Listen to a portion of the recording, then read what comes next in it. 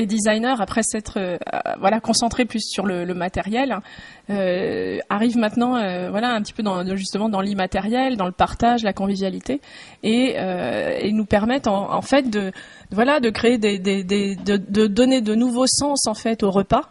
À travers toutes ces histoires en fait que chaque plat raconte, et de nous faire partager de nouvelles expériences en fait, tous ensemble. Qu'est-ce que vous avez mangé hier soir?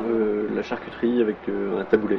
Ouais. Et du fromage après. Et du fromage après. Et un ballon de muscadet. Le liquide arrive et le ballon de muscadet. Ils sortiront de cette intervention avec un autre regard sur ce qu'ils mangeront ce soir, et surtout comment ils le mangeront ce soir.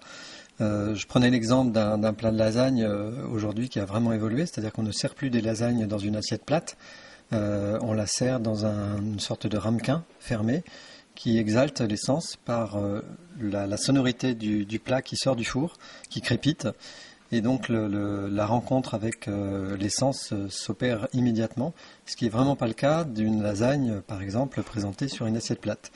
Donc je pense que ce soit les collégiens ou les adultes aujourd'hui sortiront de ces interventions avec un autre regard sur ce qu'ils auront demain sur la table, et surtout ce qu'ils auront dans les assiettes pour l'éveil de leur sens.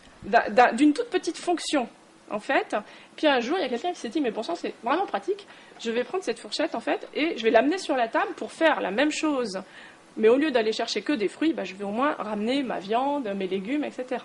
La fourchette est arrivée comme ça.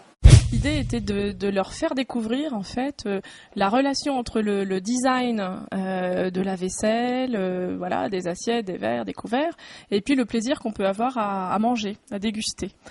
Et on les amène aussi ensuite à découvrir en fait le design culinaire, qui est une autre partie nouvelle du design, et qui est là carrément le fait de travailler sur la matière, la nourriture en fait, et que le design en fait soit fait à partir de cette nourriture.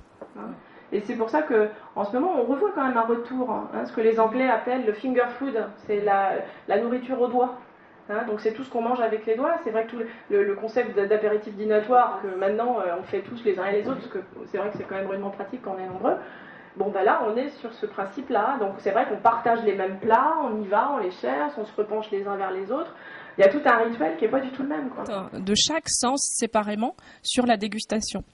Et ils se sont rendus compte qu'effectivement les 5 sens étaient impliqués dans la dégustation et pas que le goût, quoi.